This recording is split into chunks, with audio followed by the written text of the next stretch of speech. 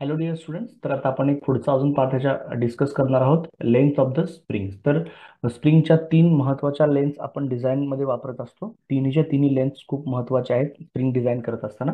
तर जनरली लेंथसाठी आपण सिम्बॉल वापरणार आहे एल, आणि त्याच्याप्रमाणे तीन लेंथ जसं मी तुम्हाला सांगितलं, तर मी 3 एल अशी लिहून घेतो इथं.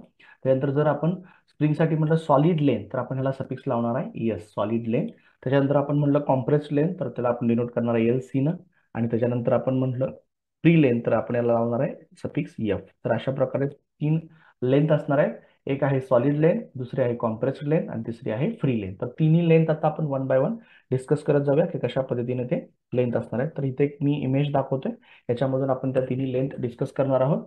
आता सुरुवातीला डिस्कस करूया फ्री और अनलोडेड कंडिशन आहे. आता बघा, ज्यावेळी आपण स्प्रिंग घेतली ॲज इट इज, त्याच्यावेळी कुठल्याही प्रकारचा लोड दिला नाही आणि ती अशी व्हर्टिकली ठेवल्यानंतर जी त्याची लेंथ असेल तर त्याला म्हणायचं फ्री लेंथ. हा, म्हणजे ज्यावेळी कोणत्याही प्रकारचा लोड त्या स्प्रिंगवरती ऍक्ट होत नसेल, फोर्स ऍक्ट होत नसेल, त्यावेळी त्याची जी लेंथ असणार आहे त्याला म्हणायचं फ्री लेंथ. ठीक आहे, ते आपण एल एफ डिनोट करणार आहे. आता आपण असं कन्सिडर करूया की इथं आपण कुठल्याही प्रकारचा लोड दिला नव्हता या स्प्रिंगमध्ये. आता आपण काय करूया, ह्याच्यावरती काहीतरी लोड अप्लाय करूया. लोड अप्लाय केल्यानंतर काय होईल, जसं आपण डेफिनेशन मध्ये डिस्कस केलं होतं की लोड अप्लाय केल्यानंतर स्प्रिंग डिफ्लेक्ट होईल. त्याच्यामुळं जी काही थोडं डिफ्लेक्शन झालं ते आपण डेल्टानं दाखवलेलं आहे. बघा, डब्ल्यू हा लोड होता, त्याच्या करस्पॉन्डिंग डेल्टा हे इतकं डिफ्लेक्शन झालेलं आहे. मग तुम्हाला एवढं मिळालं ही त्याचं डिफ्लेक्शन असेल.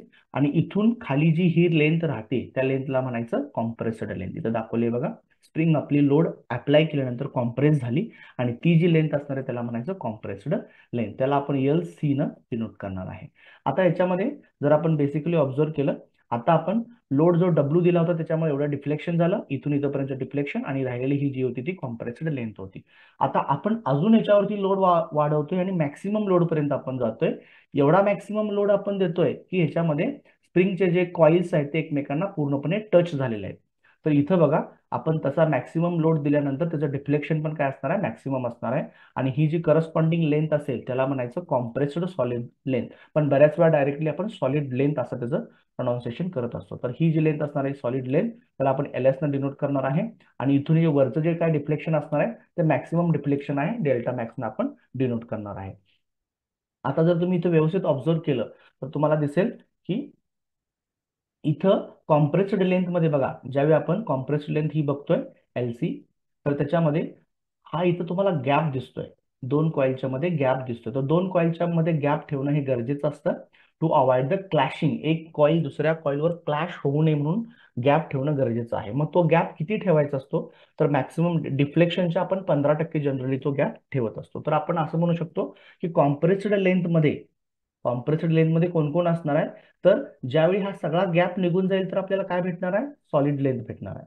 तर कॉम्प्रेस्ड लेंथ मध्ये काय काय काय काय आहे त्याच्यामध्ये हिडन आहे बघा, एक सॉलिड लेंथ आणि प्रत्येक कॉइल मध्ये असणारा हा गॅप. तर आपल्याला सगळ्या कॉइल मधला गॅप एकत्रित करून टोटल गॅप काढावा लागेल, ज्याला आपण टोटल ऍक्सियल गॅप असं म्हणणार आहोत. तर या सगळ्या डिस्कशन वरून आपण याचे फॉर्म्युले सगळे बघूया कसे वन बाय वन येतील.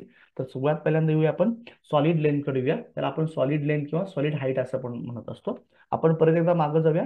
आता इथं जर आपण बघितलं तर इथं तुम्हाला सॉलिड लेंथ दिसते. आणि जर ऑब्झर्व केलं तर बघा, इथे एक हा वायर डायमीटर आहे, इथं दुसरा वायर डायमीटर आहे, इथं तिसरा वायर डायमीटर आहे. असे नंबर ऑफ वायर डायमीटर आपण एकमेकावरती ठेवत ठेवत गेलेलो आहे.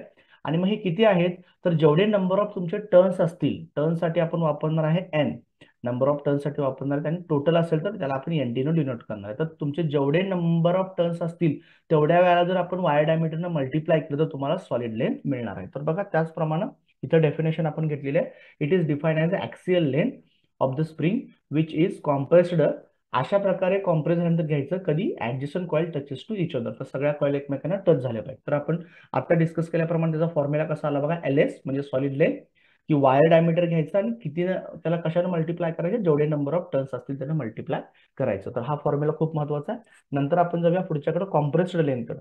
जसं तुम्हाला आता म्हणलं की लोड अप्लाय केल्यानंतर काही स्प्रिंग प्रमाणामध्ये डिफ्लेक्ट झाली आणि काही प्रमाणामध्ये कॉम्प्रेस झाली. तर ते कॉम्प्रेस लेंथ काय असणार आहे बघा, it is axial length of the spring which is subjected to the maximum compressive force. जेवढा आपण मॅक्सिमम कॉम्प्रेसिव्ह फोर्स दिल्यानंतर जी त्याची लेंथ असेल त्याला आपण म्हणणार आहे कॉम्प्रेसिव्ह लेंथ असं म्हणणार आहे. तो डिनोट करताना आपण एलसीडी डिनोट करणार आहे. आणि जसं मगाशी तुम्हाला सांगितलं की त्याच्यामध्ये काहीतरी गॅप आपल्याला ठेवायला लागतो, तर तो जो गॅप आहे तो आपण कसा काढतोय बघा, की टोटल ऍक्सियल गॅप जो आहे तो आपण मी सांगितल्याप्रमाणे जे डिफ्लेक्शन आहे त्याच्या 15% घ्यायचा आहे. 15% म्हणजे त्याला कितीनं मल्टिप्लाय करावं लागेल, 0.15 मल्टिप्लाय करावं लागेल.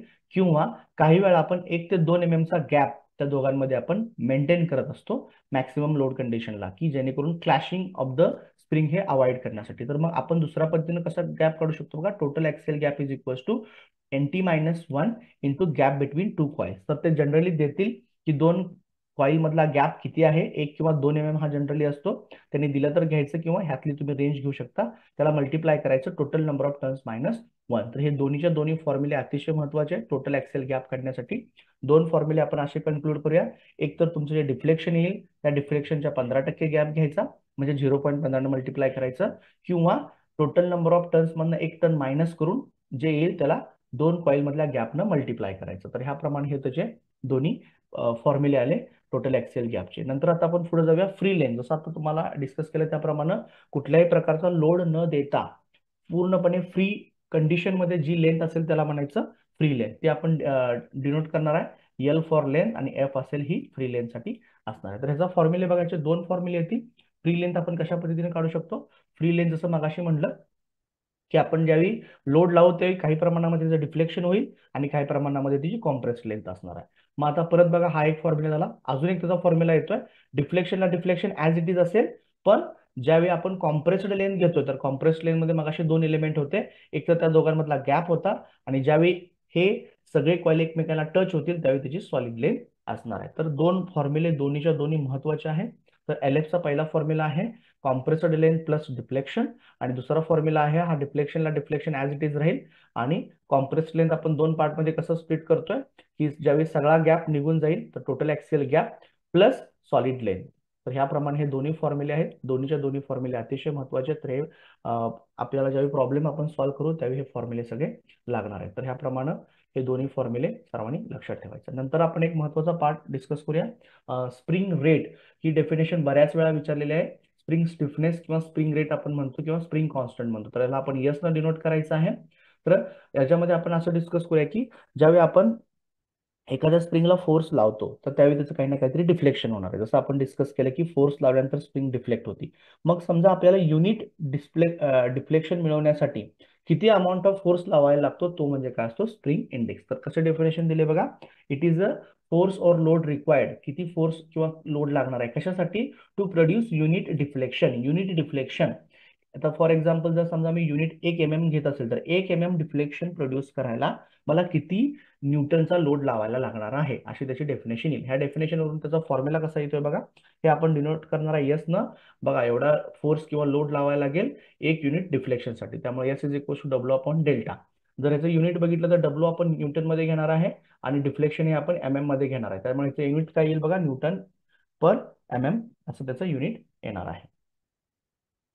नंतर अजून एक पॉईंट आपण डिस्कस करूया, पीच.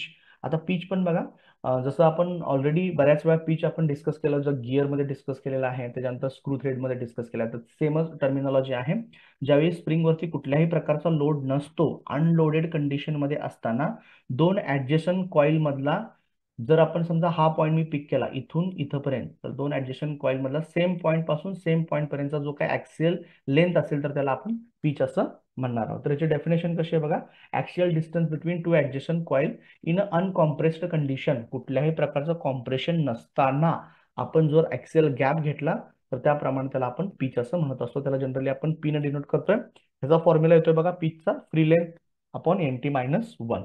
ठीक आहे, तर हे एवढे फॉर्म्युले अतिशय महत्वाचे आहेत प्रॉब्लेमच्या दृष्टीने, तर तुम्ही हे चांगल्या पद्धतीने प्रिपेअर करायचे.